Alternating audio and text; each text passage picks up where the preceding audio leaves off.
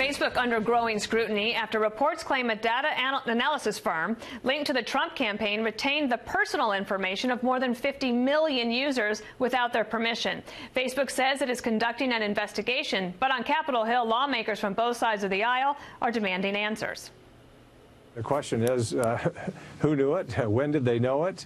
How long did this go on, and what happens to that data now? We need to find out what we can about the misappropriation of the privacy, the private information of tens of millions of Americans. That misappropriated information used by this digital arm of the Trump campaign to manipulate American voters. Historian Neil Ferguson joins me now from Stanford, California. He's the author of the new book, The Square and the Tower, which is quite fortuitous. That you were booked on this show, and this story broke over the weekend. But I wanted to point out that you had actually already talked about this in your book. Here's a sentence from there. There continues to be heated debate about how big a role Cambridge Analytica played in Trump's victory.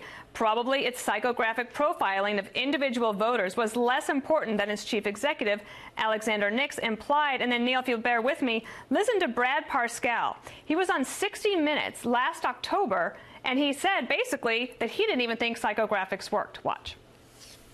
After Mr. Trump won, Cambridge Analytica said it was key to the victory. But Parscale insists he never used psychographics. He said it doesn't work. So you didn't use it because you didn't think it really worked, as opposed to you didn't use it because you thought it was wrong, that it's manipulative or sinister or something. No, I don't believe it's sinister. No? Okay, you just don't think it works. I just don't think it works.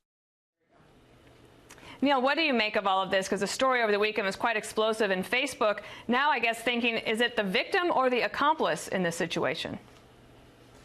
Well, it's fascinating now to know exactly what the relationship was between this UK-based company, Cambridge Analytica, and Donald Trump's successful presidential campaign. Turns out there was a Cambridge University researcher who got, quite legitimately, data on ultimately 50 million Americans from Facebook. But then he broke the rules by making it available to Cambridge Analytica, who then made available to Steve Bannon and the Trump campaign. Now, the key issue is not so much whether the methodology that Cambridge Analytica touted, this psychographic stuff, mattered. The key issue is that the data were available to the Trump campaign. And remember, the most powerful tool in modern politics is Facebook advertising, because it allows you to target with extraordinary precision voters by every characteristic that they've revealed to Facebook. So the fact that the data were available on 50 million Americans via Cambridge Analytica is a huge and incredibly important revelation. Look, Dana, I had a hunch 2 years ago when I was starting work on this book that the really decisive phenomenon in our times and for our democracy was the giant online network platforms of Silicon Valley. That's what motivated me to write the book and to show the historical background to all of this. But with every week, there are new revelations about just how crucial Facebook was in the 2016 election. And these revelations are not good for Mark Zuckerberg's company at all. Well, and the UK is already saying that they want some questions answered. It looks like he'll probably be called up to testify on Capitol Hill. And I remember listening to a podcast, and you write about this book in your book as well, that in the 1990s, big tech told us that everything was going to be better when we were all connected. How is that looking now? Yeah, that was the promise, wasn't it? The Kool-Aid was dished out from the mid-1990s.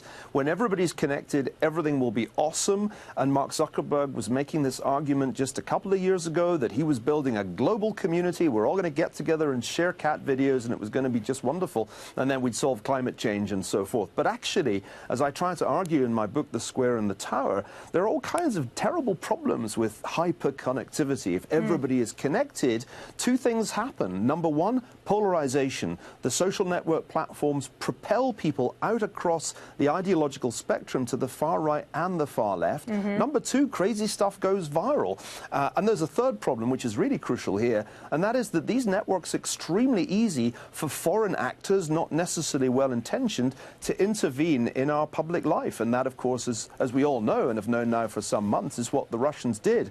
Almost as many Americans as voted saw Russian-generated content on Facebook. I don't think that was decisive in the election, but I think Facebook was. All right, Neil Ferguson, and just by the way, the only promise that really worked out for me was the dog videos, so we'll keep that in mind. We'll keep those going around. Some people prefer dog videos. Thank you so much for being on the show.